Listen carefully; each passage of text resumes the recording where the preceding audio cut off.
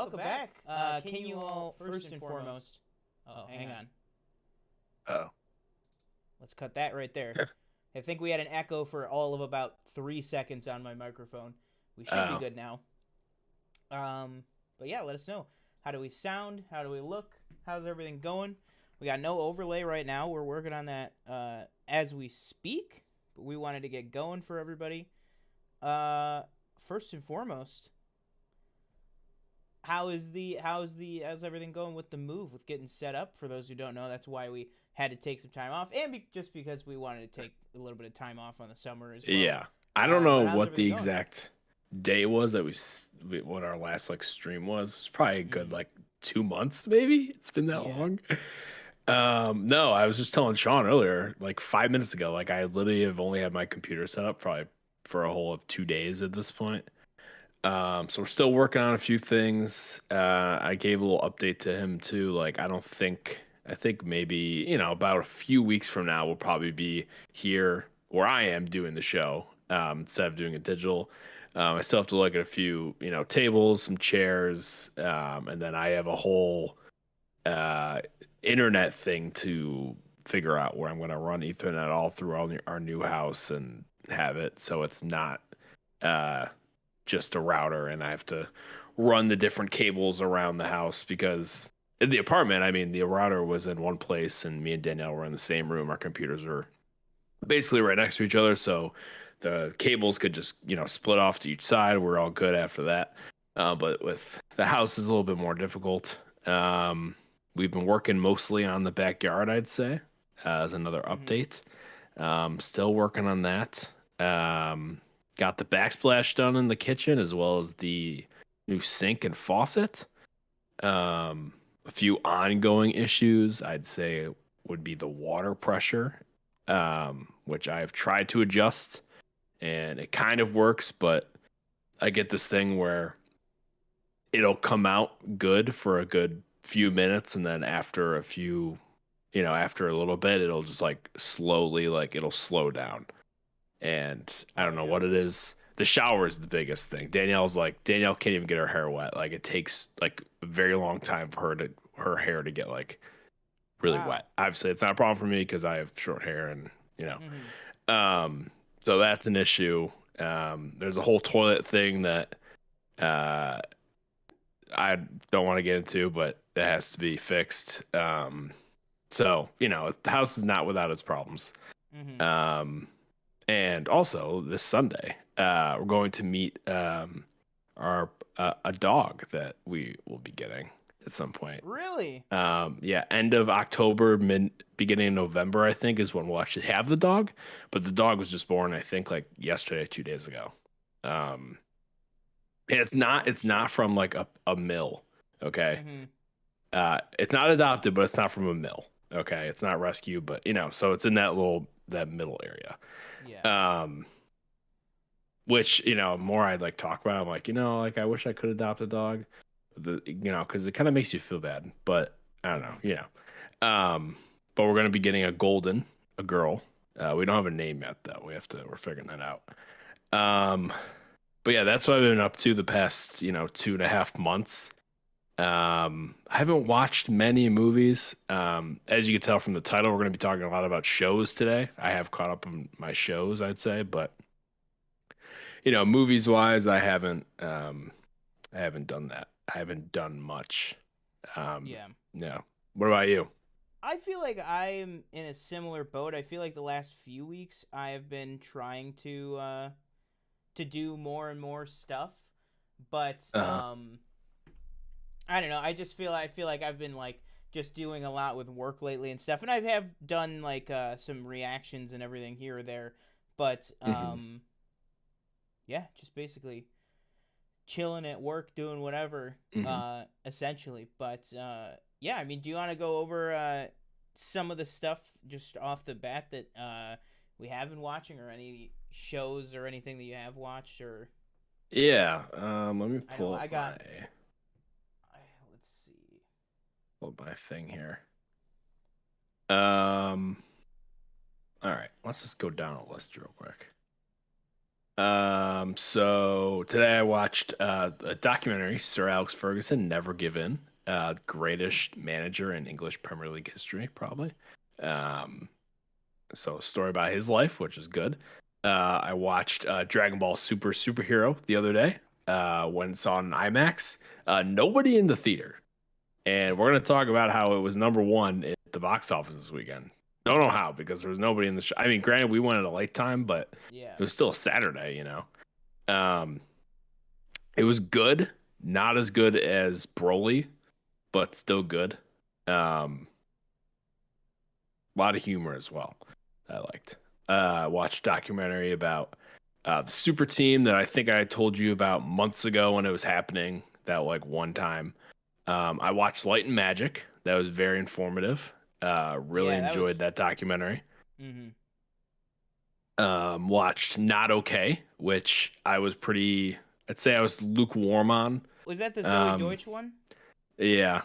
I wanted to watch that, but I did not get a chance to. Well, I'll tell you right now, they market it as a Zoe Deutsch, Dylan O'Brien movie. It's very much a Zoe Deutsch movie. I just let you know on that one. If you're going in looking for Dylan O'Brien, I watched one of your favorite movies, A Simple Favor. I watched that a week or two ago. Finally, very good movie. I was very surprised. Yep, I saw Nope. Nope was good. Miss Marvel was good. I watched the original It, like the TV series one, because I've been reading the book. Got to get back to that. That was pretty good. We reviewed Thor, right? Yeah. Or no? Okay. Wait, did we? I don't think we did. The last live stream I have us doing is for Doctor Strange. Oh wow. Yeah. So I don't think we did. The last live stream we did was for the Thor trailer. Oh, Thor trailer. Well, updated thoughts on Thor. Thor was it was good. It wasn't as good as Ragnarok. I didn't find it nearly as the jokes didn't really land as well for me. But you know, still not a bad Thor movie. I thought it was good. Maybe mid-tier MCU. Hustle was good, Adam Sandler. And I think I'll stop there. That's basically all my list. Elvis was good. I did see Elvis. That was good. That was late June I saw that. So that's like almost 2 months. 2 months ago. That is actually getting moved into IMAX this week for the first time, just because it's been doing so well. Which is like crazy. We're getting IMAX schedule is gonna look I almost said Smash Brothers. That's not at all what it is.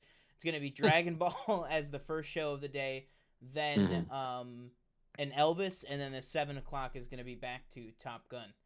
So I think Top Gun is, you know, as it has continued to kind of since we've been off, it has just been absolutely destroying at the box office, and I think it's gonna have, even now that it's going back into IMAX as the main movie in IMAX, I think it's just going to absolutely destroy further and further than you know it already has. Just real quick, speaking of Top Gun, I will say, didn't see it in IMAX, but we saw it in RPX. It wasn't like I thought. What are these butt kickers that are advertised? Because I definitely did not get my butt kicked at all. You didn't get your butt kicked. No. You said. Which with a movie like Top Gun, I figured like every time a jet takes off, you could be getting a refund there. Oh, I should have walked out and said, "Hey, my butt's not getting kicked. Where's my money?" Bear with me here, everybody. But actually, never mind. That just popped in really nicely there. Sorry. So yeah, I mean the butt kicker seats are exactly that. It's speakers inside your actual seat, that are designed to be in a certain place to kick your butt. I did not see Top Gun in RPX, unfortunately. If it goes back into RPX, I might check it out again. But as of right now, I just saw it in IMAX, which I thought was really, really, really good. But I do know RPX, obviously, in addition to the butt kicker seats, just the sound is way better in RPX.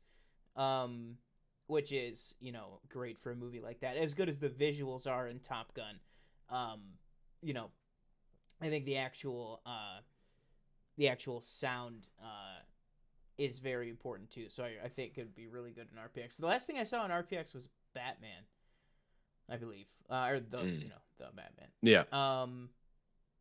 But yeah, speaking of the Batman, let's just roll right into it. Let's go. Let's touch briefly. Let us know. We got 4 people watching right now. Give us any of your thoughts, everybody, on everything going on at Warner Brothers Discovery. When we left you guys on the last PFN Live, it was the Axe of Zaslav was moving in, and we got 2 months of old Dave at the wheel. And how are we feeling? How are you feeling about everything, TJ? We've been talking when we've been away, but we haven't really talked about in depth like our thoughts on everything going on with HBO Max. So I guess let's start with Batgirl and go from there, because there's been a lot. Seemingly every day they're announcing new stuff that's either canceled or pulled from the service. But what was kind of your general thoughts on the whole Batgirl situation? Yeah, the whole Batgirl thing is kind of it's kind of upsetting, just because I think people did. I don't think anybody was really asking for a Batgirl movie, but I think when it was announced, with Leslie Grace, right, starring, I think people were excited, and then they have obviously Brendan Fraser coming in to play Firefly, which that's kind of been part of his the Fraser-sance, as people maybe want to call it. He has that, and he has The Whale, Darren Aronofsky's new film that I think is coming to TIFF this year.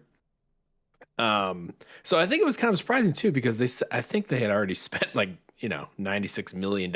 Like, I think that's the number I tweeted. I forget what it was exactly. Yeah, I think it was right around there. Yeah. But I think as you've seen, like with all these cuts that they've been making, I think they're really trying to turn the ship around, where the old what do you want to call it, crew that was steering the ship, Warner Brothers, they were just it seemed like they were just kind of throwing money out, all over the place. They did the whole HBO Max day and date deal with COVID and everything, and that was really something that really hurt that company. So I think they're really just trying to spend their money smartly, as well as develop things that will actually make money and that they actually believe in. And and again, I think that's another thing. I think they're starting to move away, even though I think Batgirl. No, I think that was always HBO Max, like that being an HBO Max original. That's another thing they're trying to steer away from, is the whole movie straight to streaming, stuff like that. So yeah, because originally what anybody was talking about with Batgirl all the time was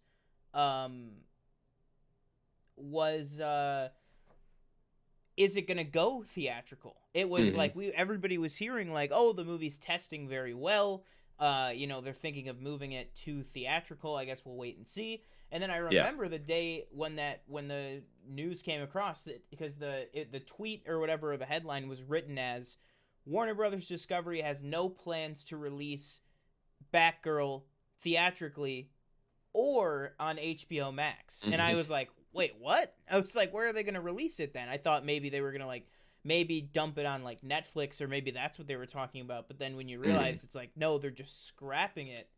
That was pretty crazy. I really did not see that coming, because like you said, it was like almost $100 million. Just for the point that they were at that point, let alone any marketing and everything. But yeah, and then since then we've just seen a ton of stuff just getting removed from there, or all the changes, everything with that investors call that they had. Sesame Street was gone, right? Yeah, there's like 250 or something like that episodes were just removed like without explanation, basically, which is ridiculous. But yeah, I mean, let us know what you guys thought in the live chat there, or in the comments if you're on the rewatch. But yeah, that crap was absolutely crazy. And still ongoing. So I mean, definitely now that we are back, we've definitely be talking about that. If there are any new like huge changes or shifts or updates or anything like that on the whole Yeah. HBO Max situation, Seems but it, seems like they're trying to move away from animated stuff too. They yeah, you cut see a lot of that stuff being canceled. that new Batman was the Cape Crusader, is that what it was Hmm. called? From J.J. Abrams. And I think Matt Reeves was doing that too. Um, and a bunch of other things I think they cut or are getting rid of. Um, and I'm interested to see, where that goes. I for me personally, like I think a strong point in animation that they've always had are the DC animated movies. Hmm. I feel like I've really enjoyed those. Not all of them are perfect, but majority of them I'd say are pretty quality. But it Yeah. seems like they're kind of moving in a different direction with that, which, again, I get it's like it's a business, we're here to make money, you know, Hmm. as the famous Shark Tank Kevin edit O'Leary. comes Yeah. from. Um, so, I this makes sense even though it kind of does suck. Um, but yeah, we'll see what happens. Yeah. I just think it's a really shitty situation on kind of all Hmm. fronts, but hopefully, and I get it. Anytime these big companies merge, I mean, people like to forget, but you think when Disney merged with Fox, a lot of those places were able to kind of keep people employed, but Blue Sky Animation, to name one, a few others, Disney Toons, like a lot of the animation stuff, it seems, is what kind of got the axe. Um, Hmm. but, I think it's just one of those things that, unfortunately, when you have these two big companies and you merge them, there's going to be overlap and there's going to be places that they have to cut, which is obviously always terrible, but, you always hope that they're keeping it to as little as humanly possible. But Hmm. um, I digress. But anybody who's watching right now, looks like we got 5 people watching. Let us know, what do you guys, what kind of upset you the most, or how do you think, or how do you feel about everything going on at HBO Max there, with all the changes and everything. I just wanted to go through some of the stuff that I've been watching, movies wise. Was, I don't think we talked about. I saw Marcel the Shell with shoes on. That was incredible. Oh, Uh, really? Okay. yeah, definitely 5 stars. One of the best movies I've seen all year for sure. Nope obviously came out. Thought that was fantastic. Um, Prey. Did you watch Prey? No, I'd see. I That was on my list because everybody said it was so good, and Yeah, I have it was. been very underwhelmed. Uh, the last Predator movie, I think it was Shane Black who directed, was not very good. And Yeah, the ones before that weren't very good. But that is on my list. I definitely have to watch that. yeah. I would definitely say I totally get that because I've obviously that is totally fair. Um, Mm, is it is so unlike those entirely. hmm. Especially unlike the Shade Black with the Predator. So much better than that, and really just very, very far apart, just almost entirely. Other than the Mm. fact that it has a Predator.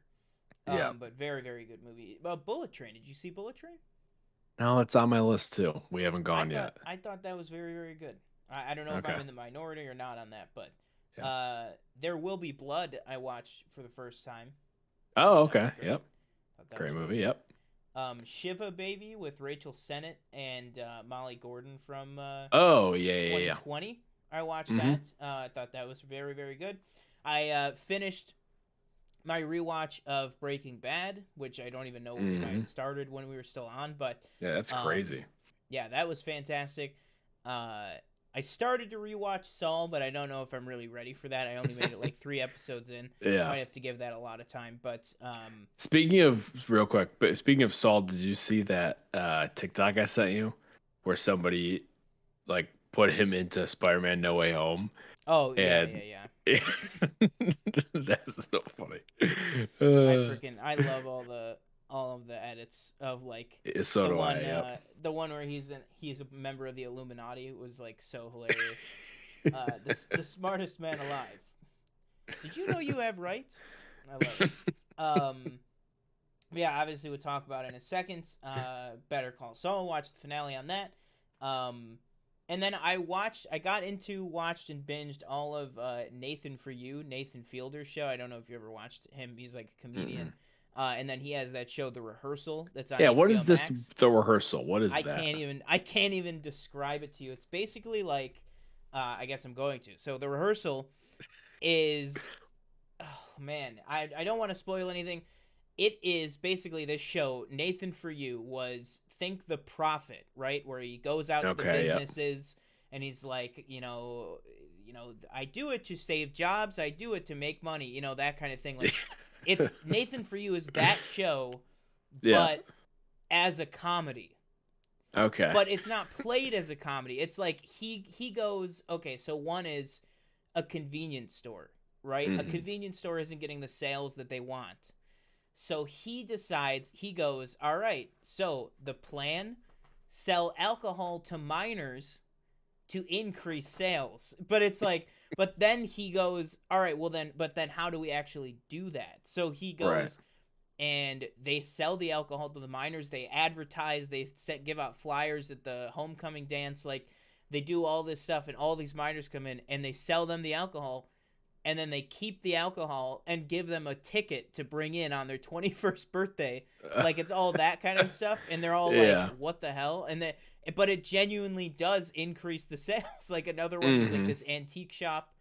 He was like, if we could just get people to break more stuff, they have to Right. buy it, because it's, you break it, you buy it. So he's putting all the plates and everything like on the edge and stuff there. But then there's four Okay. seasons of this, of all these different businesses. Yeah. um and but basically then that show ended with this Hmm. movie, with this like documentary movie called Finding Francis, where he helps this Bill Gates impersonator find like the love of his life, that they had not spoken or not kept track of each other in like 50 Hmm. years.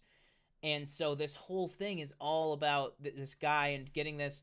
And then in that Finding Francis movie, they do like kind of where the show The Rehearsal is born, is in this documentary that ended Nathan For You, which is they hire an actress to stage this guy reuniting with this woman he hasn't seen in 50 years. So he hires an actress to come in, and they do the situation over and over again so that he can work out all of his nerves and do all this stuff. And that is basically what The Rehearsal is it's him setting up these extravagant things that, like, the first episode, I'll tell you, is a guy has been lying to his friend group about something, and Nathan is going to help him rehearse to break the news to them about what he's been lying about. Huh. But he does, it's not just a rehearsal on like a stage. He one for one like recreates these entire buildings like in a warehouse, and he Yeah. gets all these actors to play all these fake people and live their lives, and like go and like tail these people and interview the real people so that they can have this real experience. It is like the craziest shit you've ever seen Yeah. in the world. And then I won't get into any more, but I'll say the show then kind of spirals off Hmm. and becomes this kind of dark, uh this dark kind of look at himself. Like, it just devolves. Like that's Yeah. the original premise, and then the second episode premise just kind of devolves and basically becomes this like Truman Show effect that is just this like indescribable amazing thing. It's like gold in a bottle, but it's Mm. this Nathan Fielder guy is freaking like a genius. Um but The Rehearsal was fantastic. So was Nathan For You. But they're very very different, cuz The Rehearsal is just kind of this like art piece, Hmm. which is just like insanity. But I really really loved both of those.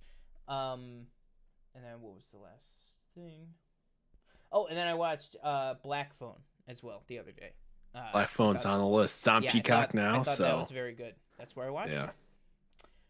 it. Speaking of, we got Halloween Ends is going to be hitting Peacock and Yep. Hmm. theaters on the same day. How do you feel about that? Um, I think I'm interested that they're not, because I feel like the only reason they released Halloween Kills on Peacock day and date was just due to COVID reasons. Mm-hmm. So it's kind of surprising to me that they're doing the same thing with this one. But I do, I like that choice for me as a viewer. Yeah. It means I don't have to go to the theater and watch it. Yeah, honestly, there's a lot of that I'm just like, I don't have kids or anything, obviously, but it's just like, I mean, I work in Hmm. a movie theater. Like, sometimes I don't want to go all the way back out to a movie theater, to see Right. stuff all the time. So I really do appreciate it when some of this stuff streams. And I did like the reasoning. Jamie Lee Curtis did this fun little video, basically, um, where she said, I mean, I'll give him the credit. They straight up said, they were like, listen, we saw with Halloween Kills, which we did out of necessity in the COVID pandemic, that people really loved having the option of going out with the crowd or just Hmm. watching it at home. And she says right in the video, she was like, and Universal found the film was very successful on streaming and theatrical. So we're Mm. doing it again. Like, it was literally just one of those. She was just Yeah. like, we made good money on both fronts. We helped out the fans. You guys loved it. So let's do it again, Yeah. basically, is the reason. And I was like, I'm actually happy with that honesty. That's Yeah. just like, we're doing it because the movie has a low enough budget. We feel like it's going to make enough and we want to help out the fans and do, whatever. Hmm. And also, obviously, boost some Peacock, subscriber numbers, which you can't really fault a company for Mm. wanting to boost their numbers. You know what I mean? But, I just hope it's better than Halloween Kills.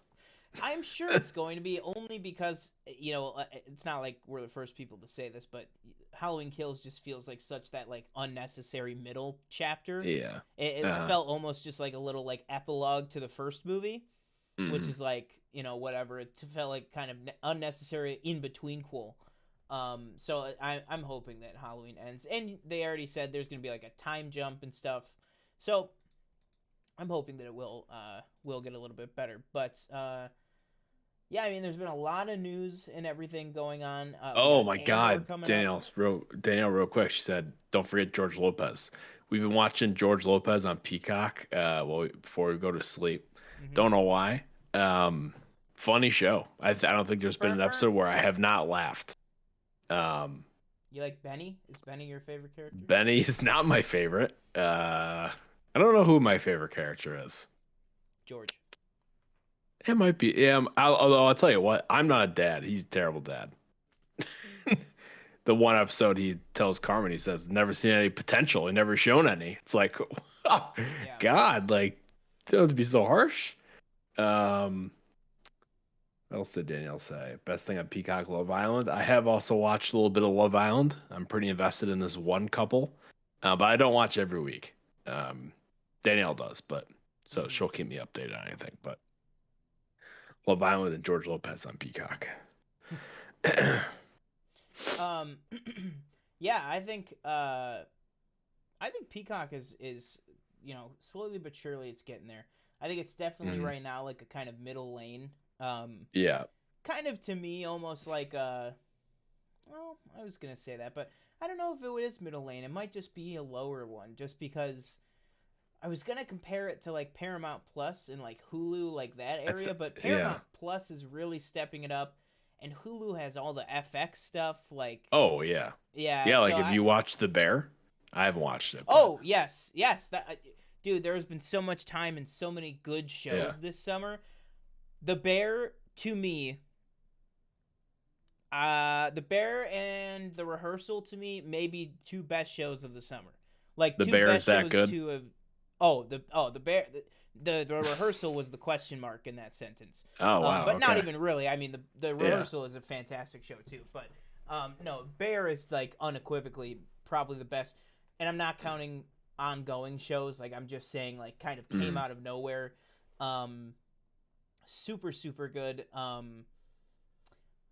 god, terrible with the freaking names. I know all their characters, but the guy that plays Carmy, he is Jeremy Allen from, White. Yep. yes, thank you. It's He from is from Shameless. Shameless, yeah, and Movie 43. Oh, okay. Thanks, Miss Miller. Yeah, you're one of the pretty girls. He's got one of the funniest. Oh, there we go. The freaking trailer reaction thing just popped up for a second. He has got one of the best performances that I've seen in a long time on that show, Hmm. and his cousin Richie, who is Eben Moss Backrack? Eben Moss Backrack, I think is his name. He is fantastic as well. He gives an incredible performance, and then he is actually going to be in Andor soon. Oh, okay. Yeah, he's actually going to be in Andor, which is really cool. He was just recently too. He was in Punisher, a couple other things too, but he was just recently. He was in that Tesla movie with Ethan Hawke, which I thought was really really good. But yeah, The Bear definitely, like, if I could recommend one show, I would recommend The Bear on Hulu. Is just fantastic. Honestly, so good. Gosh, I'm trying to like not forget about other things. Oliver Platt is really really good in that too.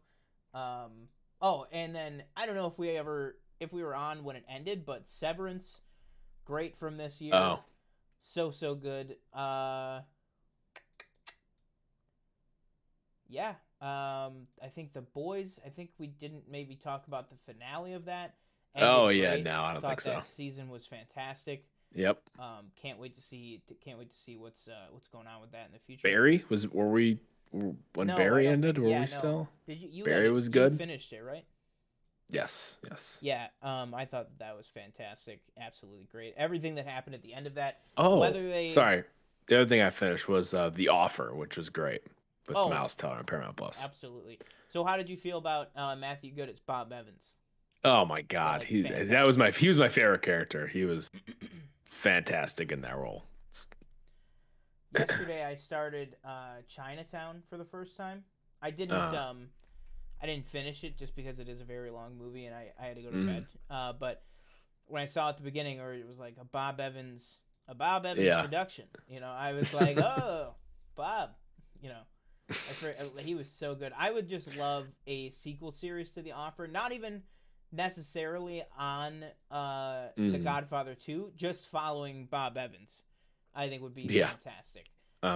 Would be so good. But even we were gone when Stranger Things ended, weren't we? Or no? Stranger Things was July 1st when I came back. Yeah, I guess we were. Yeah, because one of the last shows that we did was talking about the end of Obi-Wan, and then I guess it was the end of part 1 of Stranger Things. So yeah, I thought Stranger Things as well. I thought that ended fantastically. Yep. That was good. Yep. Cannot wait to see what's going on with this guy.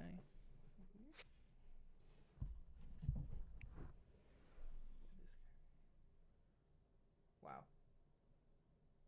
Look at that. Yeah. Anyways, thank you. I thought that Stranger Things ended great. I'm excited to see where that goes as well. Yep. But let's get into the 3 main dishes here. I will say first one, we want to start out with Saul. I would say maybe non-spoilers for that, just because that is like a series finale. Maybe we could do a full spoiler video in the future or anything, but or let us know if you guys want to know spoilers. But what did you think? I'll let you go first, because Jesus Christ. I just don't know how Vince Gilligan and Peter Gould do it. I think Breaking Bad and Better Call Saul are probably 2 of the best television shows ever. And especially, Better Call Saul. I remember you pitching me saying, this Better Call Saul show. This is before I think I was watching it. Or maybe I was only a season or 2, because I had to, I think I started season 4 or something. Yeah. At the end of season 4, and you're like, I don't know, this show, I think it might be better than Breaking Bad. And I was like, you're crazy. I'm not saying I'm not getting on that bandwagon that it's better, but I will say they are very close in proximity. That's really something difficult to do too, considering it's a prequel and we know what happens to this character. We think, yeah. At least up to Breaking Bad standards, or the storyline. But I just thought it ended so well. I loved everything about this last season. I brought almost me to tears in the last episode.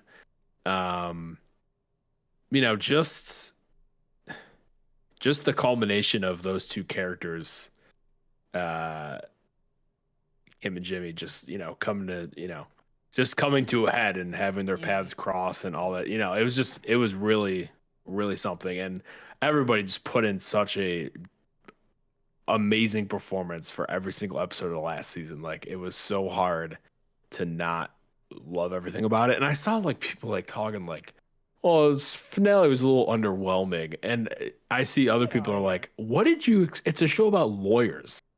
Yeah. What did you expect? It's a Like, it's not character Breaking Bad study with show, drugs and like, yeah, guns, Like, it's exactly. not. It's not gonna be crazy." Um, And the but way I, that I look at that is like that stuff. Like, to me, Better Call Saul, the show, mhm, ends with season 6, episode 9. Like, mhm, that's where Better Call Saul ends, and then the rest of the 4 episodes is basically another epilogue to Breaking Bad. You know mhm. what I mean? So it's like, and the way that Better Call Saul ended, sure, something big happened to the two main characters, Right. but like like you said, it's not gonna be that show, and also like Felina really wasn't even like the finale of Breaking Bad wasn't even that bombastic or huge. It's just people I feel like just remember it that way just because of like the gun thing at the end, but also Mhm. like this is his arena, like you said, is the court, is law Yeah. and everything. So what else would you expect the last episode to be than Mhm. and a huge Yeah. courtroom kind of drama thing with everything that unfolds. Speaking of, just real quick, like you said, episode 9, what a comeback. Like, from a whatever how many week break they took between the Yeah. first half of the season and the second half. Mm-hmm. What a comeback episode. I mean, so much Yeah. happens in that episode. And then after that, we have, the rest of the episodes to deal with. You know, we don't, Gene. we've Yeah. been getting the black and white flashbacks for Mm-hmm.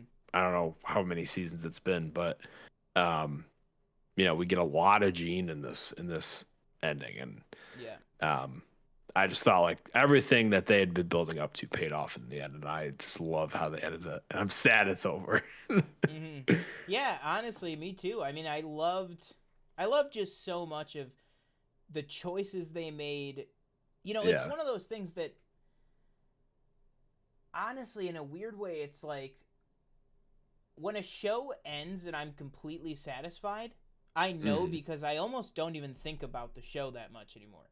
You know what I mean? Hmm. Like I said earlier in the conversation where I was like I started to rewatch Better Call Saul, and then when the show ended, it like everything just like dissipated because I Hmm. was left so satisfied by what happened.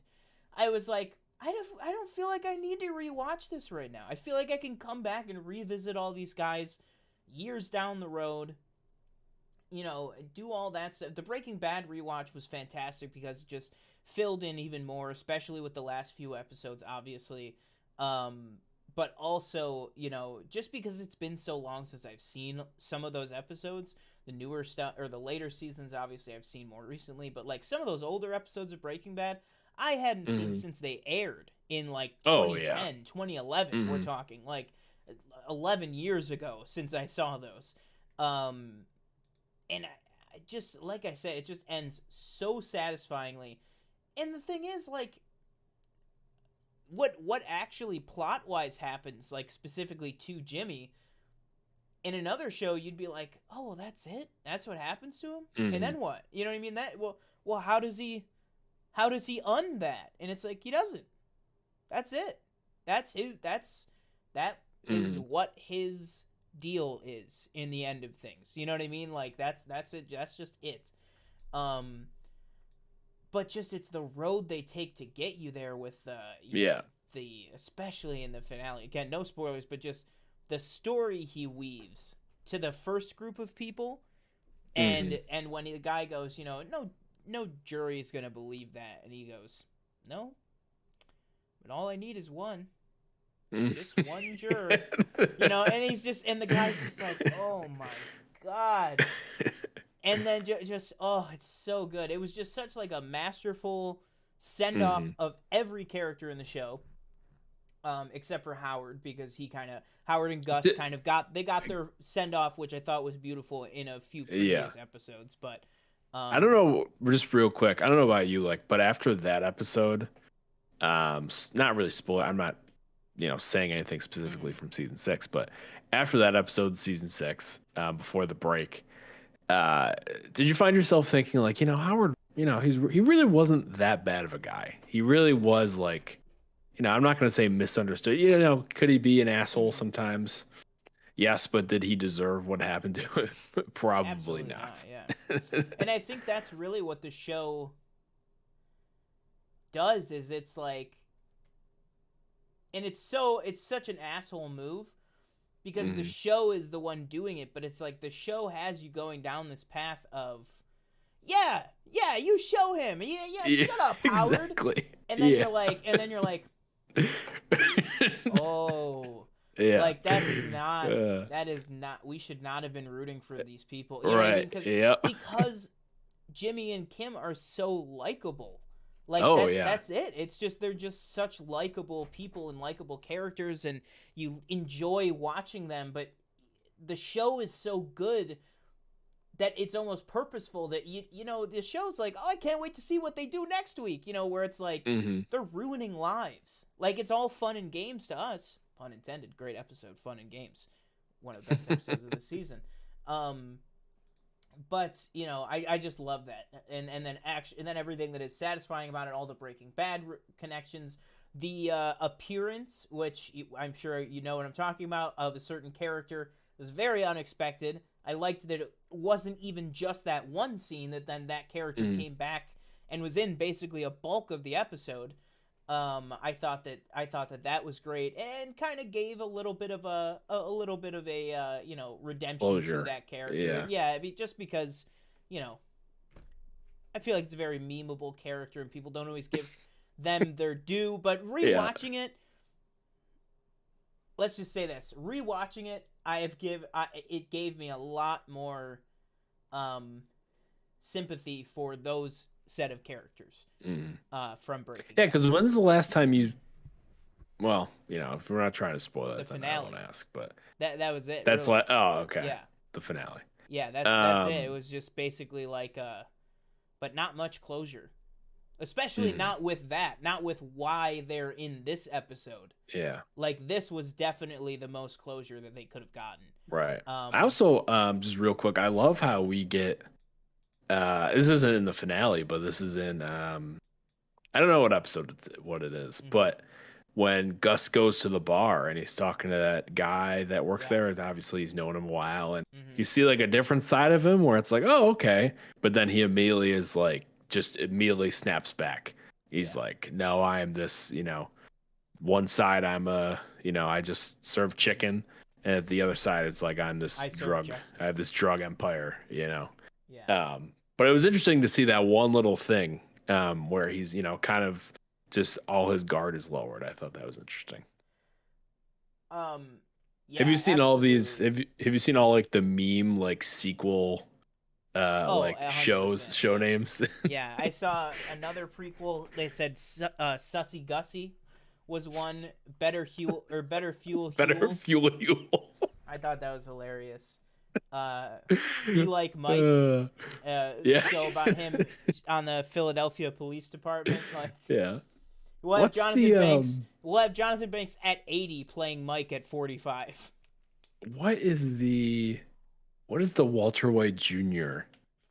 one called? Oh yeah, I think that Which one was one's just that? called Breaking Bad 2 or something. Oh, where it was just like Holly and Junior like team up, and Gus has a son, Gustavo Jr. Like that is so freaking hilarious. But just to, I don't know, maybe cap things off. This is I think he said they're not going back to this universe. Like him and they're all done with the Breaking Bad universe, which is sad, but I think these two shows will go down as two of the best series, and maybe one of the best universes maybe in television history, which I think it's well earned. Yeah, I think to cap off, like you said, I think the main takeaway I have just from both of these shows is I genuinely am Mm-hmm. going to say, not since Star Wars has Mm-hmm. something just, and I'm not counting the MCU just because it's based on the comics and everything, but I'm saying in a live action medium, not since Star Wars has something just come out of a person's head and Mm-hmm. just birth this world. Because it's not just these characters that we will remember for years. It's Mesa Verde. It's HHN. Mm-hmm. It's Los Yeah. Polos Hermanos. It's the DEA of Albuquerque. It's Hank Schrader. It's Huel. Francesca. Like Yeah. all these different people and companies and locations and things and elements and stuff that just Madrigal, right? Like I forgot in the last season of Breaking Bad, there's like a whole sequence set at the Madrigal headquarters in Germany. There's like a whole Germany episode of Breaking Bad that I almost completely forgot about. Like it's so crazy how deep everything went. Mm-hmm. And I love that. Like I just think it's going to be such a lasting impact on for years and years to come. I just hope that it can settle into a singular, nice, streaming home one day because Breaking Bad and Saul are going to be leaving Netflix in 2024. So it's like, where's everything going to go from there? Hopefully, there'll be a nice one location to Hopefully not AMC look Plus. back. Exactly. Yeah. um, but yeah, that'll do it for our Better Call Saul talk. So do you want to do a little She-Hulk or House of the Dragon next? I'm fine with either. um, Chat, what do you guys want, or what do you guys? What did you guys like more? Let us know, and I'll have TJ decide what we can talk about. all right. I'm fine with either. I'd probably do I'd rather do She-Hulk first.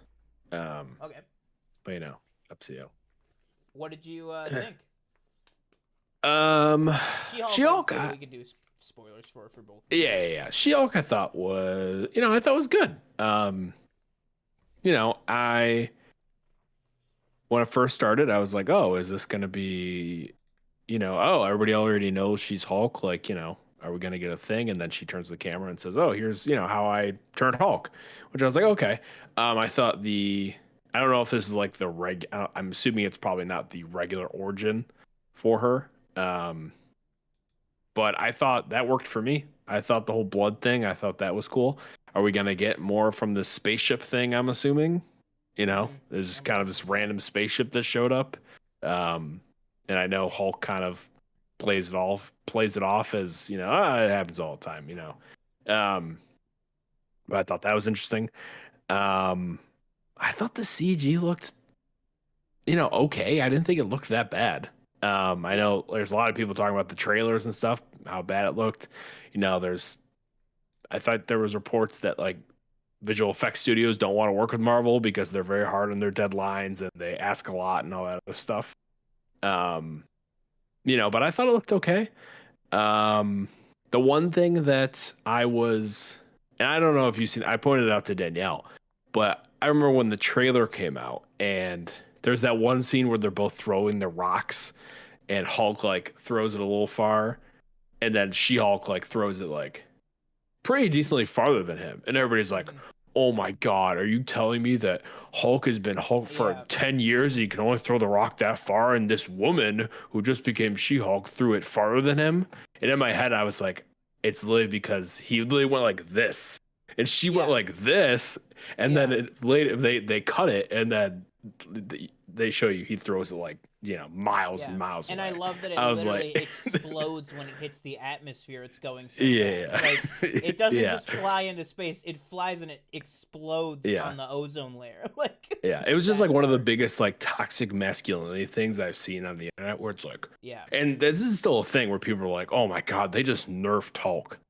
And I was like, I never read like a comic or anything where he's Smart Hulk, so I don't know how how he acts in the comics versus MCU. Mm-hmm. But I think, right now he's just between this, like he says, like he's combined both of them. So he has, Bruce Banner and then he has Hulk. And I think at any point he can kind of call on what he was in like Avengers 1. Yeah. Where if he needs to beat some shit up, then he's gonna beat some shit up, Mm-hmm. But overall I thought the episode was good. I didn't think it was like amazing. One question I do have was at the end of the episode with that lady that breaks into the courthouse, was that just like a throwaway? Like, was that supposed to be somebody like that villain or? She's so that's like Jamila Jamil, who was on The Good Place and a couple other Okay, things. Like she was going into this, people were saying that she was going to be like the main villain of the show. right. I don't see that happening now. Just because of the way that she was Yeah. like introduced so kind of Uh. jokingly in this episode, but she is on for more than one episode. They Mhm. said so. I'll be interested to kind of see what happens with that, or if it's somebody that does come back or something. Um, but yeah, I think it'll be very interesting to see kind of where she goes. But I got the feeling with Bruce that, and I don't know if maybe this is just you, but um, I got the feeling that he seemed like, especially compared to like Endgame, that he seemed a little less like in control with it. Like I feel like Mm. he was a little quicker to anger and emotions in this episode. Oh, And okay. and I don't know if that's just something that is just the way that they played it, just Hmm. because it's kind of like a comedy, so kind of play up on the different aspects of it, or if that's something that they're building to something bigger. Because obviously they got to be building to something bigger with the Sakaar ship, whether that's World War Hulk or what. But I mean, I think if you think about, well, what is the most interesting thing to do with the Hulk right now? Hmm. The answer is not leaving him in this peaceful, smart Hulk state. I feel like Yeah. something eventually is going to have to give with him, kind of devolving. And I think that'll be very interesting to see kind of where he can go from that, in that situation. But yeah, in terms of the actual show, I was really looking forward to it just because I was excited that going into it we knew straight away this is going to be like a half-hour comedy set in the MCU type of thing.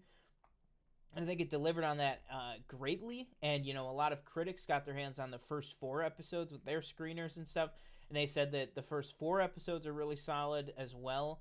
So yeah, I'm super excited for this. I really love Tatiana Maslany, and I think that she was fantastic in this.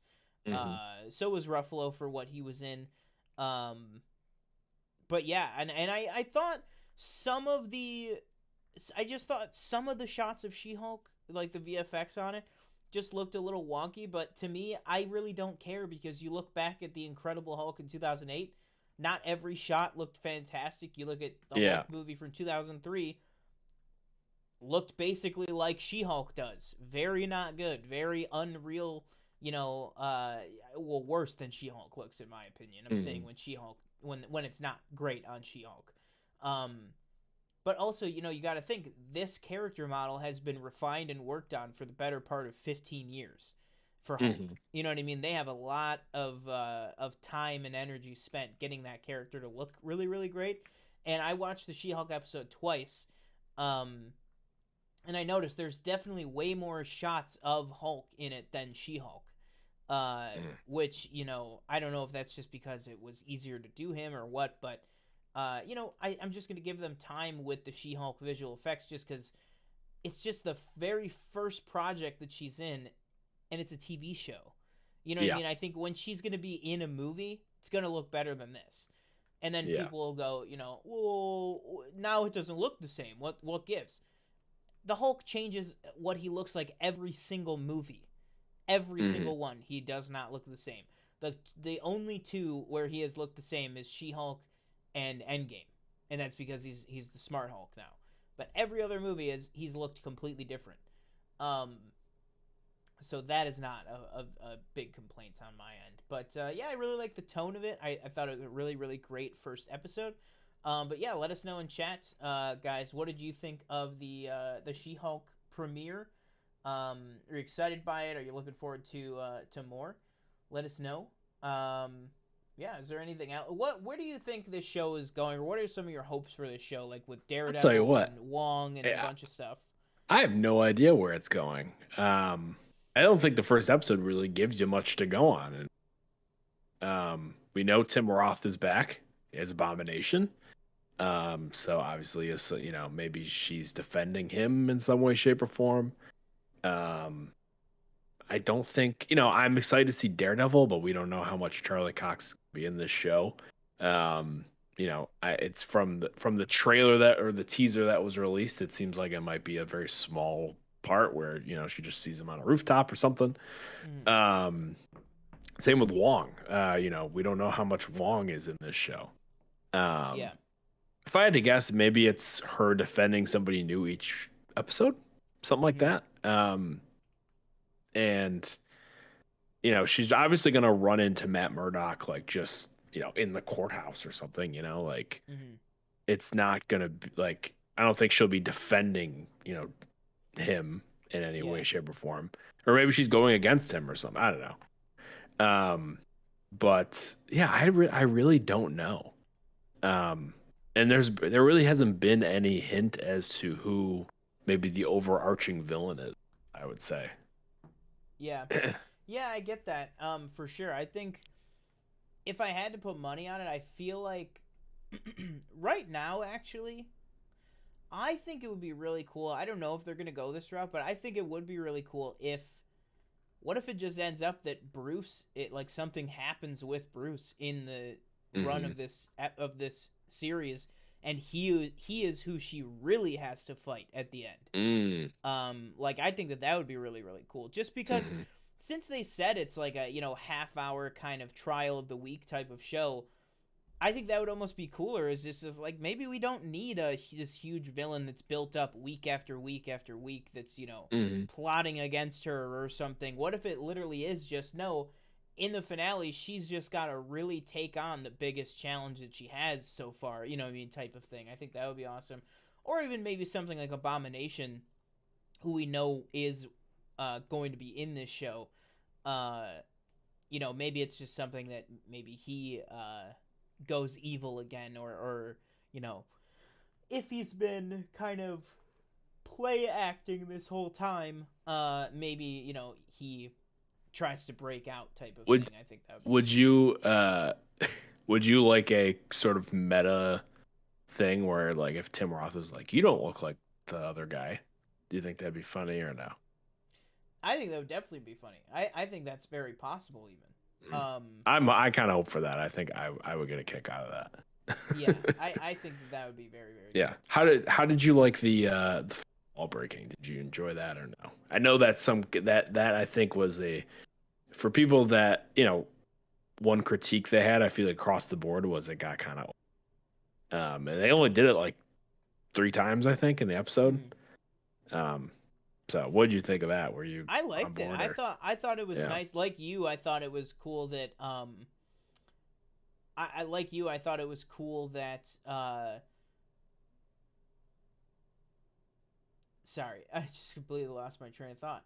I thought it was cool that God, what did you just say? The fourth wall break. Oh, thank you. Oh my gosh, I just like freaking lost my mind for a second.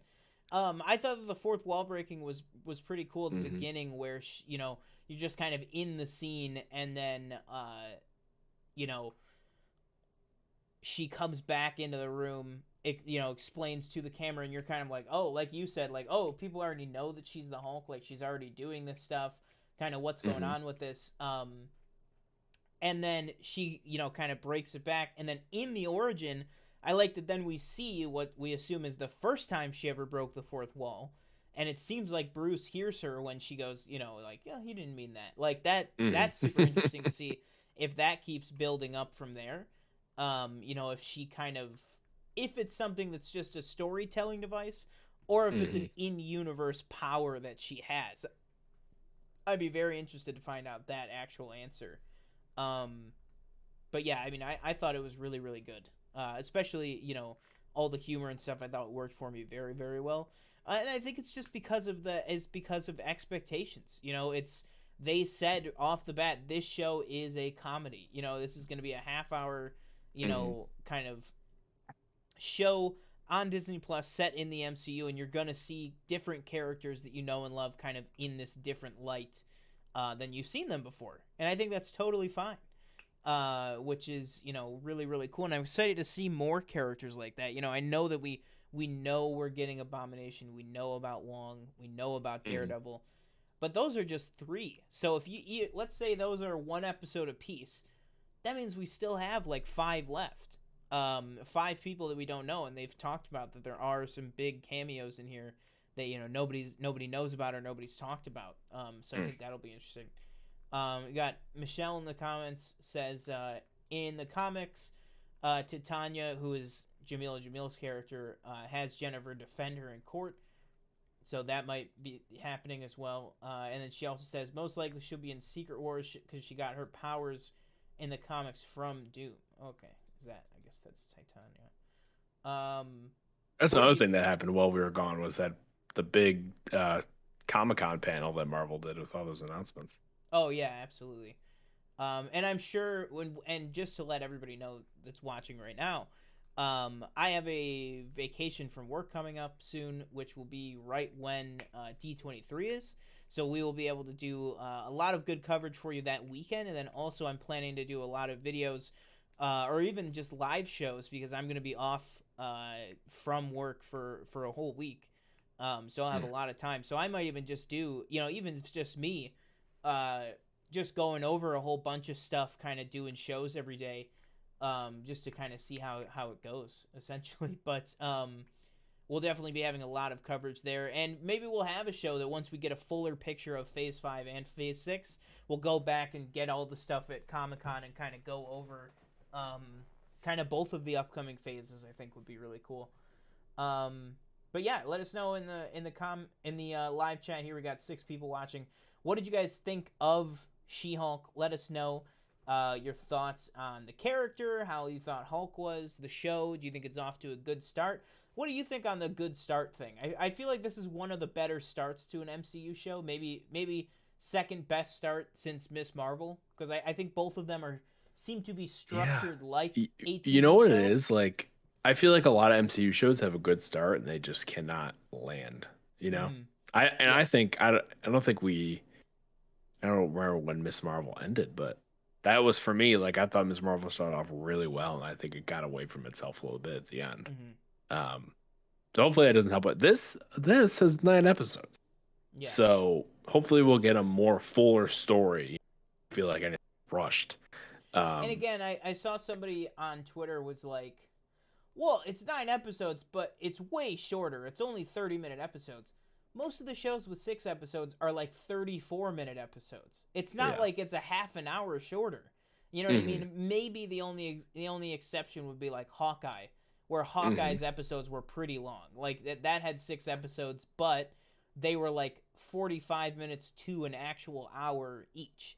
So that one might have been longer. But like you said, the 9 episodes, I think you're going to have a lot of runway to kind of do different things with this show, kind of take it on a few ups and downs, which I think is good for a show like this, just because it's like,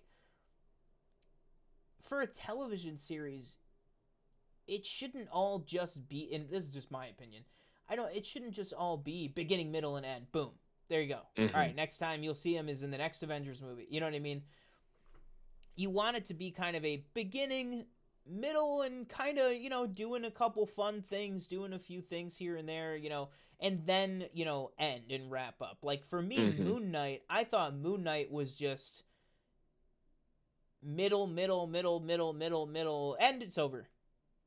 Like, to me, that's what and that's not taking anything away from Oscar Isaac, Maya Calloway, Ethan Hawke.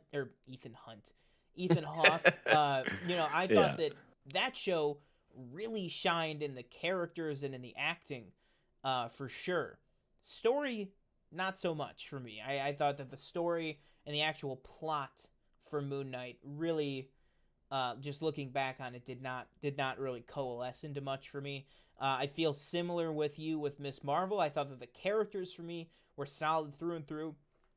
To me, they wrapped it up well and brought it around for a nice finale for me to really enjoy the show overall. But I do agree, as much as I loved that touching flashback episode about, the partition in India and everything like that, I thought that when she went overseas, it kind of slowed the pacing down for me in those 2 episodes. It was kind of like, oh, all right, okay, here we go. And then it was like, and then, a good fight in the finale, a couple nice, reveals and twists and stuff.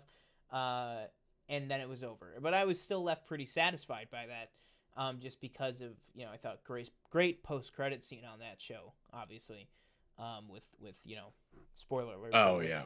with Captain Marvel actually showing up, I thought was very, very cool. Left those characters in a really cool place. But yeah, so let us know, like I said, let us know in the live chat here what your thoughts on She-Hulk were.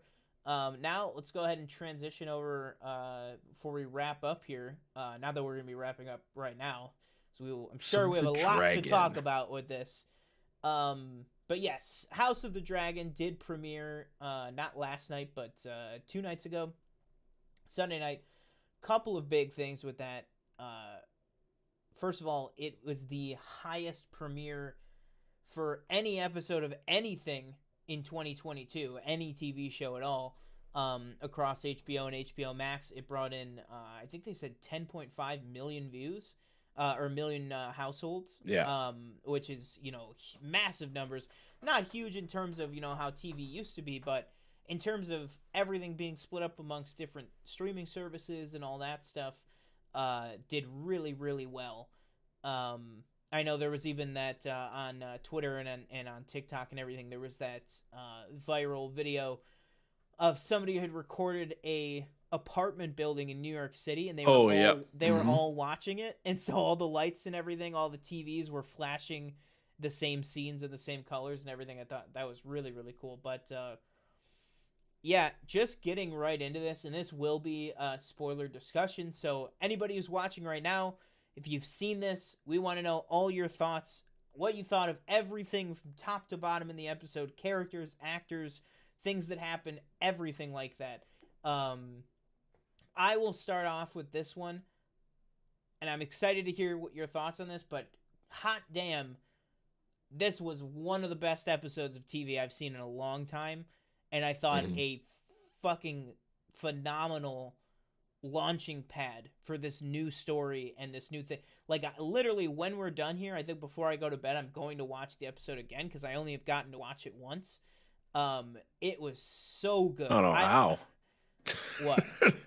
I don't know how you'll watch it again, just because of how visceral that episode is. No, yeah, 100%. Yeah, I mean, that'll definitely be tough. But I just absolutely loved this thing. And I liked that. I get people online, they're very up in arms about how violent it is, and that, but one thing, I saw people saying that it's specifically violent against women and stuff, and I'm like, that really happened though. Like, that, if anything in the show, that's not the fantasy part. Yeah. The fantasy honestly is the husband caring of having to make that choice. Yeah. You know what I mean? Back when, stuff like that had to happen. I mean, you look at people like Henry VIII in real history, it's a very real thing. So that I didn't get as much, but also just the critiques on the violence as well.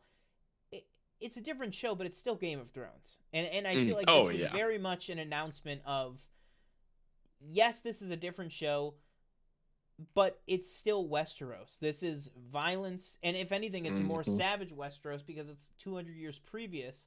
It's still going to be savage and brutal and violent and uncomfortable and, very, very kind of open and, just a lot of crazy shit going down. But I loved it. I thought that Paddy Constantine, as King Viserys, I thought he is absolutely like a fantastic anchor on this show. A lot of things that I was worried about too was like Lord Corlys Velaryon, who they call the I think it's the sea snake, right? Yeah. The black guy with the white hair. Yep. I thought when images first started coming out from this show, because that is absolutely a thing with shows, is, a lot of times when there's like wigs like that on people of color or people with darker skin, they can sometimes not look that great. I was listening to a podcast talk about that earlier today, that like that's usually a specialty thing on sets, is like there's a specialist that comes in to deal with like, black people's like hair or wig placements. And they're like, it's crazy that it has to be a specialist because people just can't figure it out. And I was worried based on pictures specifically of him that I was like, I don't know how that's gonna look with him with the white hair and kind of like how he looks. I thought that he was fantastic. I'm Mhm. just off like maybe the 4 or 5 lines of dialogue that he had in that meeting, with the Hand of the King and everything. On, well, we have these pirates, trying to take over the stepping stones, the stepping stone islands, and if they take over that, then we could lose this, that, and the other. I was Mhm. like, great, if that's gonna be this guy's kind of little adventure that we're gonna be following, and he's gonna kind of be going all over the kingdom trying to help with that stuff. Sign me up, because I loved him. Like I said again, Patty Constantine is fantastic as the king. Reese Ifans, the lizard himself, as Otto Hightower, the Hand of the King, I thought was fantastic. Just straight out of the gate.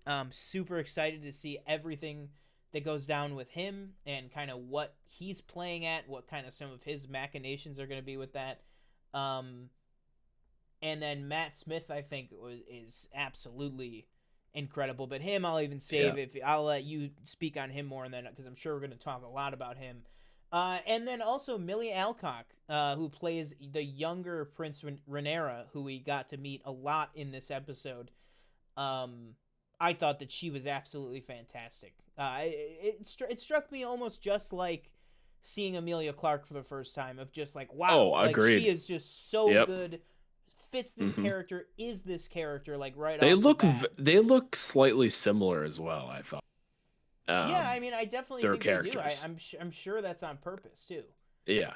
Um, Did we but yeah, get the Emma Darcy who plays the older version? She wasn't in this, no, all there right? was In this no first episode? older. No, yeah, there was no And older in I didn't this even version. know there was that there was gonna be like there was a younger and an older version. I Neither assumed did we'd I just be until getting the one. last trailer. Neither did I until the last Oh, trailer. okay. I had Yeah. no idea. I thought that the older one was the younger one's mother. I thought that that's what Oh, I was watching, because you yeah. see both of them in the trailer. But um, yeah. So I'm super excited to see kind of when we see Mm, the older versions.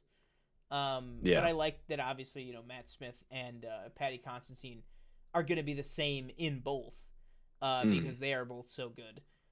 yeah. But yeah, sorry. But just to echo everything you said, I thought it was great first episode, great introduction. Um, and I think again, Game of Thrones probably again one of the greatest TV shows ever made. Say what you will about the last season. I think majority of people didn't really like it that much, but seasons one, what is it, 1 through 6? I think 7 is the last one. Mm-hmm. No, Are one through peak so it'd be one through 8, yeah. 1 through 7 are Mm-hmm. very are peak television, I would say. Peak HBO as well.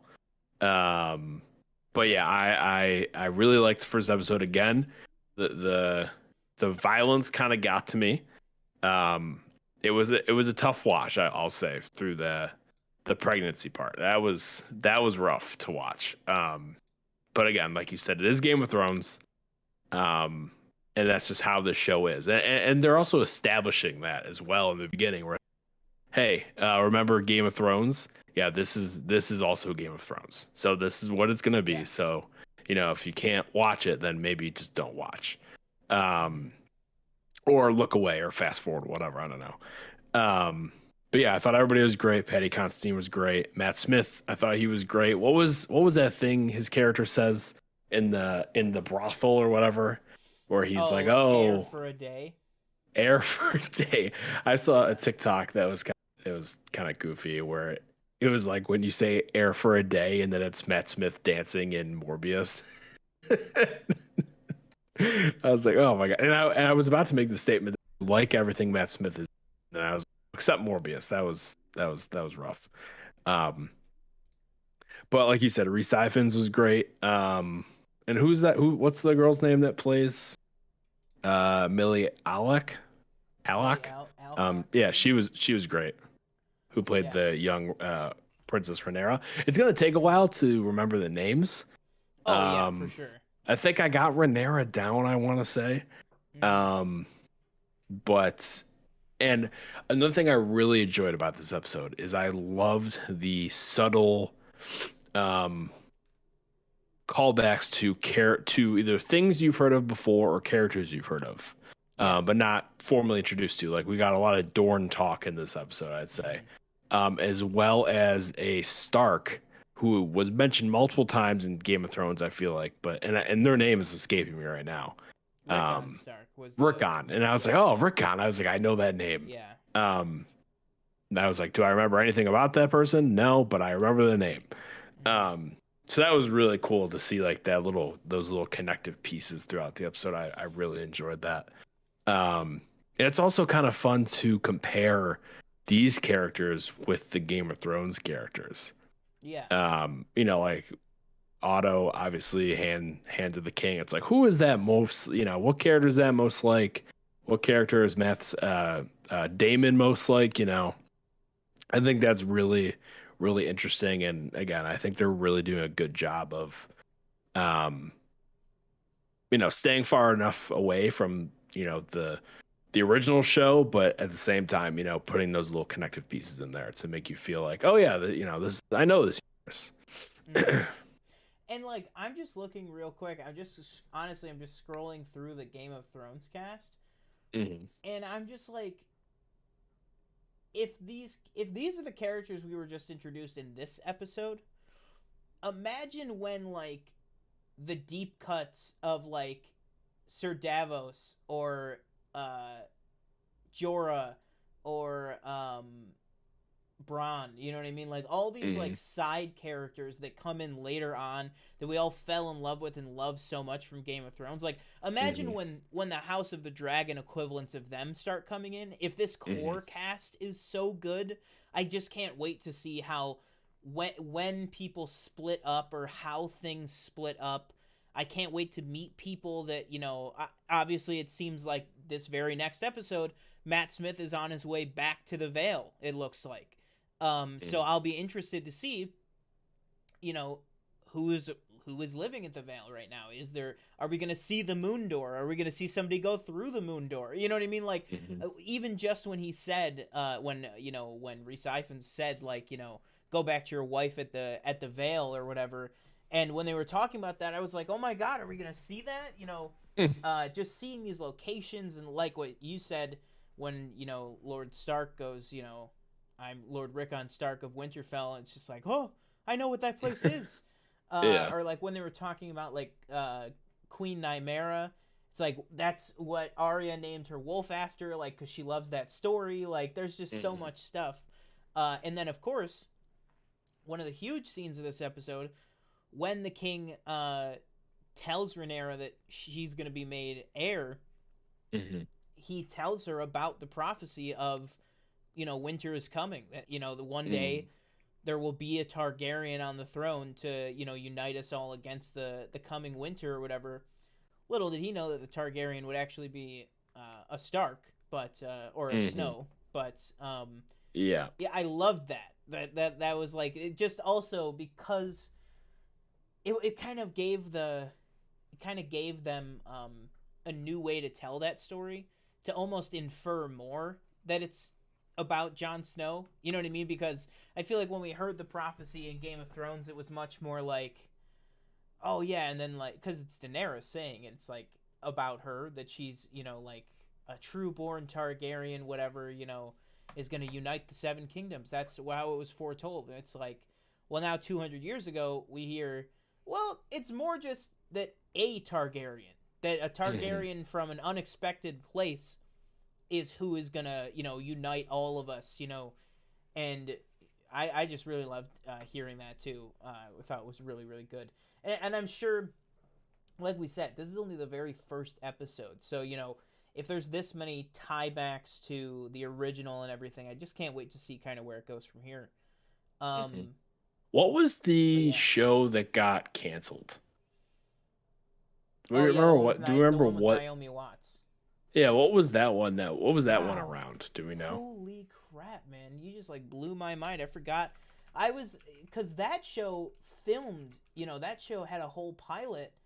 Yeah, it had a pilot, and they canceled it. And then they canceled it, and I'm like, it's just crazy. Because when you said that, I thought, man, if that show had gone through, we would have had that show even before this show. Let's see. Yep, Naomi Watts, Game of Thrones spinoff. There we go. Do, do, do, do, do. Oh. Oh, 5,000 years before. Okay, Yes. so It was way going to be earlier about than the the first show. men. Oh, okay, gotcha. Oh, right. And then the day that they announced that that was canceled was the day they announced House of the Dragon. Oh, interesting. All right. Wow. Yeah. So they were like, never mind. But yeah, I'm trying to find the name of it because it definitely had a name. Yeah, on IMDb it just says unaired Game of Thrones prequel pilot. That's all it Okay. says. Wow. Cost $30 million just the pilot alone. Jeez, Wow. it's an expensive pilot. Didn't Peaky um, Blinders end? no, I think it's got one more season.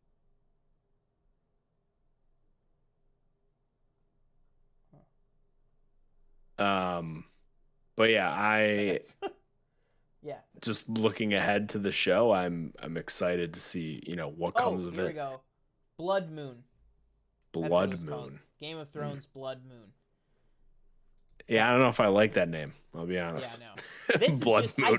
I get why they did it. I get why they did it. It's This based off the name. it's the old Republic thing. You know what I mean? Like Yeah. you want to say to yourself, "Whoa, how all right, I get that they did this, High Republic stuff, but we want the old Republic." And it's like, "Yeah, but if you're going to do movies and stuff, it's easier to put things somewhat familiar territory." You know what I mean? Like what you said, 5,000 years beforehand, people be like, "What is going Yeah. on here?" You know what I mean? Like they'd be losing it. Yeah. What the But I hell's a think that White this, Walker? yeah, exactly. Like this, with just being 200 years, I think is way better. But let me read. Michelle in chat said, "I was worried the House of the Dragon would be a disappointment after Game of Thrones, but it was an awesome first episode. Matt Smith, perfect casting. My favorite part of Game of Thrones was the dragons, so I hope there are more of them in upcoming episodes. Yeah. And it's violent because the show is 200 years before Game of Thrones, so historically it's going to be more barbaric." Yeah, I think absolutely. One thing I will say real quick about the dragons is I thought they looked a bit rough. I think it depended on which But dragon. yeah, Yeah. I thought there was times where I think when Matt Smith is like petting his, and I was like, that's just there's clearly he's clearly petting nothing. Yeah. I was like, but yeah.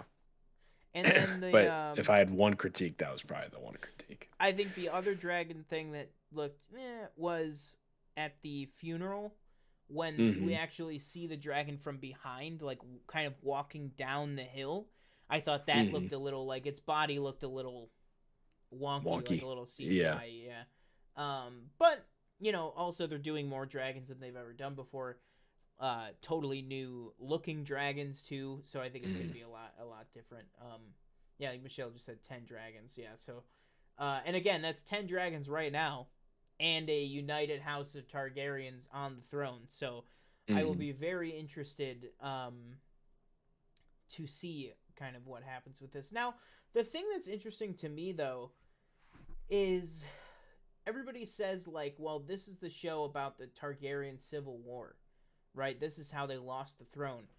But they only lost the throne like 20 years before Game of Thrones starts with Robert's Rebellion. I don't even remember. I was gonna say, who did they lose it? Do we know who they lose it to? Robert. This Baratheon. time around? Oh. No, they don't. They don't lose it until like 100 and until Robert Baratheon they don't lose it? Oh, yeah. Okay. So I'm wondering if like this show is going to maybe like skip forward a lot. That's what I was just thinking. Seasons. Yeah. Can you just is vamp for a second? I'm just gonna run to the bathroom. Yeah. Just speaking of you bringing that up, like that is something I want to see. Is I want to see the Mad King like in action if we get that at any point, because I think that'd be really cool. I mean, maybe unless they make it into its own TV show. But yeah, I thought the first episode was great. Excited to see what comes of it. One thing I will say is I did start watching it on my Fire Stick when it came out. So Sunday night at whatever, 9:00. And it kept crashing. And I saw online or in a YouTube video that I guess a lot of people were having that problem, specifically Fire Stick users were having it, like the app kept crashing. And for me, I was actually able to like start watching the episode, but I watch everything with subtitles now because my hearing just sucks. So I like to, confirm basically what I'm hearing by just reading it on screen. And I was every time I tried to turn the English subtitles on, I would just crash. I just finally had to move to a different TV, and I think that's a good thing too. If the first episode of any new show, even if it's like an established IP like Game of Thrones, is making an app have problems. That's kind of a problem you want to have, but at the same time, probably not, because you want everybody that wants to watch it be able to watch it. But at the same time, I feel like if the app's crashing, that probably gives you a good indication on the excitement level for the show. Um, but yeah, I was telling Sean too earlier, like, I don't know about anybody watching here or anybody in the comments or anything. Sorry. Shelly said they have to do a show, if not this one, with the Mad King and Jamie killing him. It's such a huge part of the lore. I agree. I just, man, with like you say, Jamie killing him. Like, do you bring back his name Nikolai Castor-Waldo, right? That's his name. Do you bring him back to play that part? Like, I can't. It'd be tough for me to see any new person playing those characters, but at the same time, it's kind of like, it's been done before. We saw it with, for example, like Leia. Maybe it's a different situation, but in Obi-Wan, we saw it with Leia, which I thought worked out pretty well. Nikolai Castle, yes, that's his name. But for anybody watching, I don't know, what is your excitement level on the Lord of the Rings show? I was just telling Sean earlier. I don't think I'm gonna watch it. He's more than welcome, obviously, to do reviews of each episode, but I don't think I'm gonna join him for those, unfortunately. I don't know. I just doesn't really. I don't think I've really. I watched the first trailer, I think, but I'm not really that big of a Lord of the Rings person. Um, I like the movies. I haven't seen the extended editions, but I liked. I think the second one was my favorite. Probably for me, it goes 2, 3, 1. I thought um, Fellowship was kind of boring. It's a lot of walking. I didn't really enjoy that one all that much, but 2 and 3 I liked quite a bit more. But yeah, I don't know if I'm gonna get on the Rings of Rings of Power bandwagon. Rings of Power. Yeah. Yeah. I just saw on Twitter, I believe the review embargo just at 9 p.m. lifted on the first 2 episodes. Oh, for She-Hulk? No, for Rings of Power. Oh. And? Looks like people are really liking it. That's good.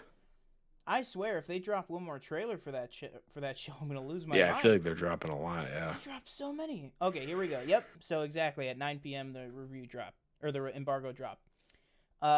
Frosty, Collider Frosty, for those who don't know, Steve Weintraub, very good critic, have seen the first 2 episodes of the Prime Video's Lord of the Rings series. Prepared to be blown away by the scale and scope of Rings of Power. I don't know how they managed to pull this off, but they made a Lord of the Rings show that feels like Lord of the Rings. Everything about this series is incredible, from the cinematography to the costumes to the movie quality sets. The VFX are gorgeous, and of course, the cast. Get ready for something truly special. I cannot wait to see more. Start streaming September 2nd. Holy shit. VFX better be gorgeous for the amount of money they spent on that show. Wow. All right, maybe I'll get the first episode a chance. Looks like it, yeah. Yeah. How many years ahead of this before this? This is 2000. It's 2000, jeez. Mm-hmm. But you got to remember, everybody lives like forever in that universe. Right. So like, it's 2,000 years, but it's like, so Galadriel, instead of being a 45-year-old Cate Blanchett, she's like a 20-year-old, whoever the girl is in this show. Yeah. Oh, let's see. Zach Milton Talks Movies Thank you for joining us here. The trailers looked beautiful. Now, are you saying the trailers for Lord of the Rings or the trailers I think for he's talking Game of about Rings Thrones? of Power. Rings of Power. Okay. Yeah, I mean, I'm excited for it. I really am. I just hope it delivers. I have been one that I have been keeping my expectations very, very tempered, very minimal, just because I do not want to be, heralding this as like the second coming and then it just be terrible. But let us know, Zach Milne or Michelle or anybody else watching us. Let us know any thoughts you have on Rings of Power, anything you want us to talk about with that. But I do want to touch back on what you were talking about with Jamie. So Jamie would be probably 20, 22 in this show. So I don't think it would make sense to bring back Nikolai. But also, I don't know what you even do with that, like I said, though. Because it's just so, then do you just get back, younger actors to play everyone from Game of Thrones? Right. And I get that there's already a few younger people already cast. You can get the same guy to play Ned Stark, who played him in season 8. You can get the same guy. I think there was even a Robert in season 8. So you could get those same actors that they had for all those flashbacks. But Jamie, I don't think they ever casted Jamie on there. But I think it does beg the question. So if we're 172 years out right now, and this is supposed to show us how the Lannister house fell, it seems like we got a lot of ground to cover. Unless it's going to be one of those things that this is really when they fell. You know what I mean? This is how the house broke, and then the audience just knows from context clues. Okay, the house was weakened, and then really with Robert's rebellion is when they were kind of thrown out of King's Landing and sent back to the world of Essos and stuff. So yeah, I think that would be interesting. Let's see. For Lord of the Rings, not a huge Lord of the Rings guy, but I'll probably check it out. I'm with you. Says Zach. Yeah, I think a lot of people are feeling that way. Like I said, I am a huge Lord of the Rings person, and I'm pretty hesitant on it just because I just don't want my hopes to get high up.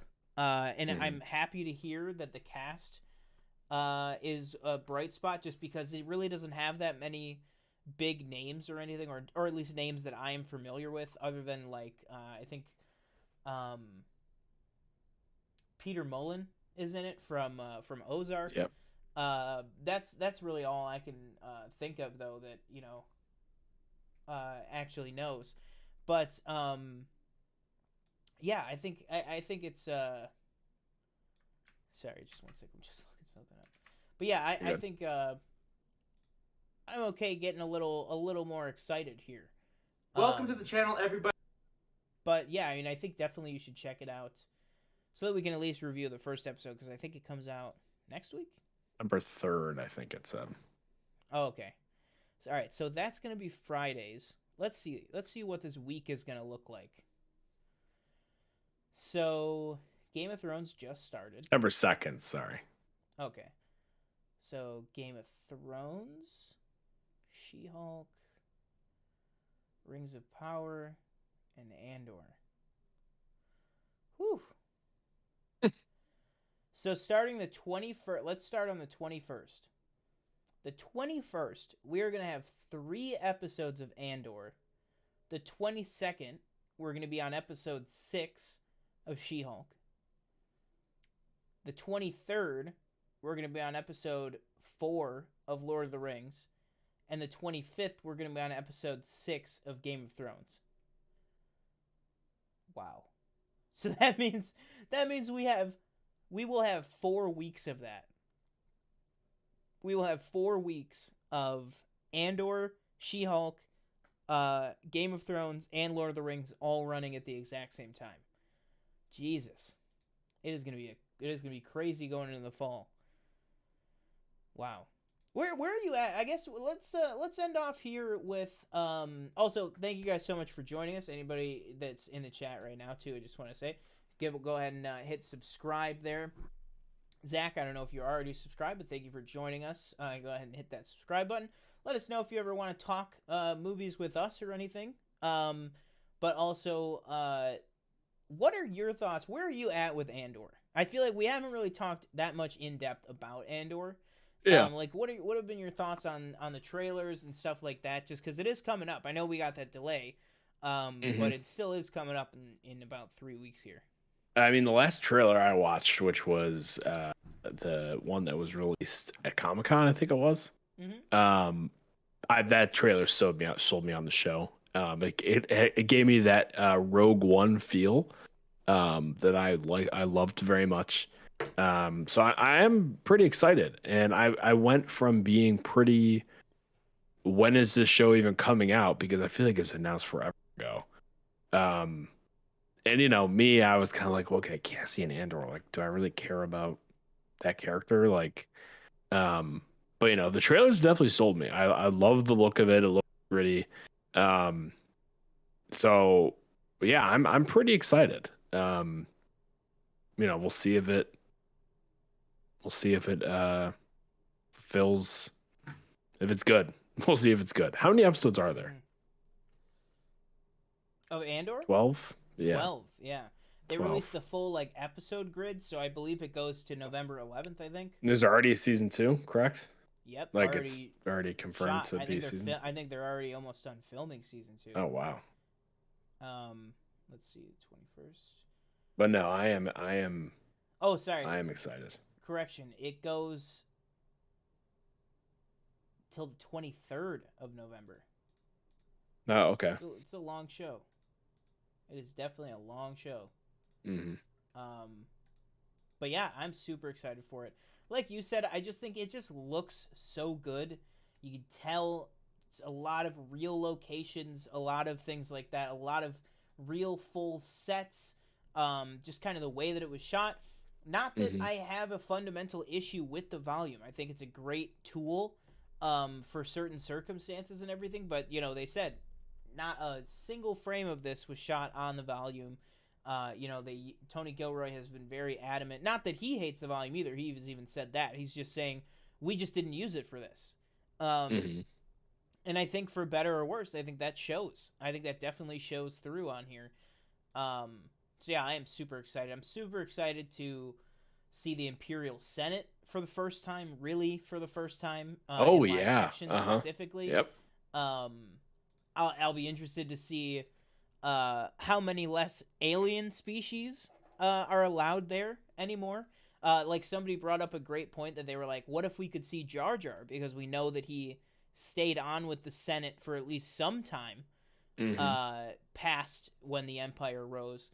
So I think that would be very interesting if we could literally maybe see Jar Jar in this series, like in an actual like real capacity. That would be pretty crazy if they could bring Jar Jar back and make him work. Oh my god, that'd be hats off to Tony Gilroy if they could pull that one off, because I think the character and Ahmed Best both deserve it. But I'll be very interested to see. I love me some Palpatine lying to the senators. So if we can get some sort of a, we see him decrepit, but maybe he's showing to the Senate that he's still just like the old man, whatever, kind of like what he did with Ezra and Rebels, when when Ezra's on Coruscant, you see all the signs and billboards of the Emperor. They all just look like Senator Palpatine. You know what I mean? None of the outward public knows what he really is or what he really looks like. So I'm excited to see that as well. Maybe if we could see like a big billboard of Palpatine, just kind of smiling and waving, knowing the whole time what's really going on. I think that would be cool. But then, of course, all the Mon Mothma stuff aside, I'm really excited for all the Andor stuff. I'm excited to see Saw Gerrera.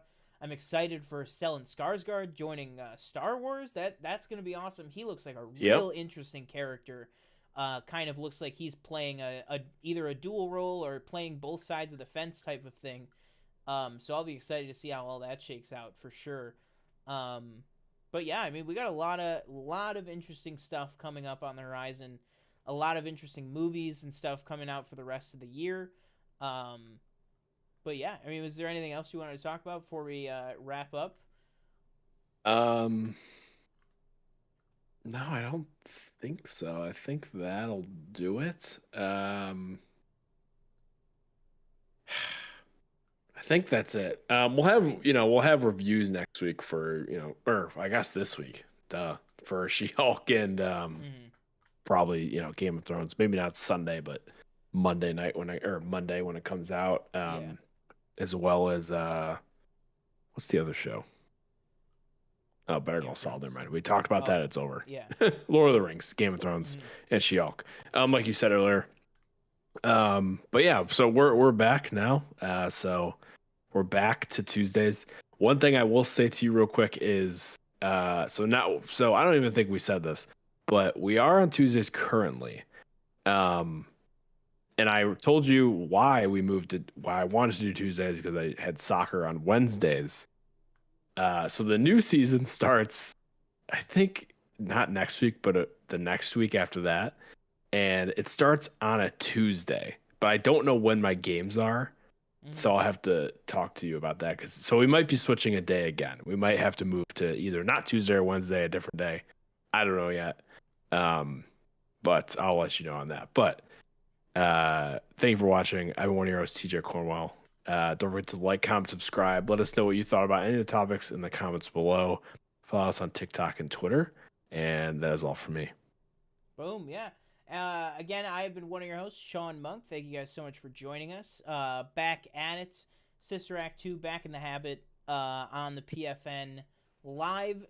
Thank you guys so much for joining. Like TJ said, anybody who's watched us throughout the live stream, or anybody who's watching this on the replay, thank you guys so much. Make sure to go over, you can check us out on the audio podcast feed as well, for the Planet Film Network over there. Make sure to follow us on all of our social media pages. So it's Instagram, Twitter, and TikTok at the official PFN. We've been doing TikTok pretty regularly up until like the past week, just because I feel like a lot of smaller TikTok accounts kind of fell off this past week, because it was kind of a huge wave of all these videos that we were doing. All of a sudden, we're only getting like 100 or 200 views.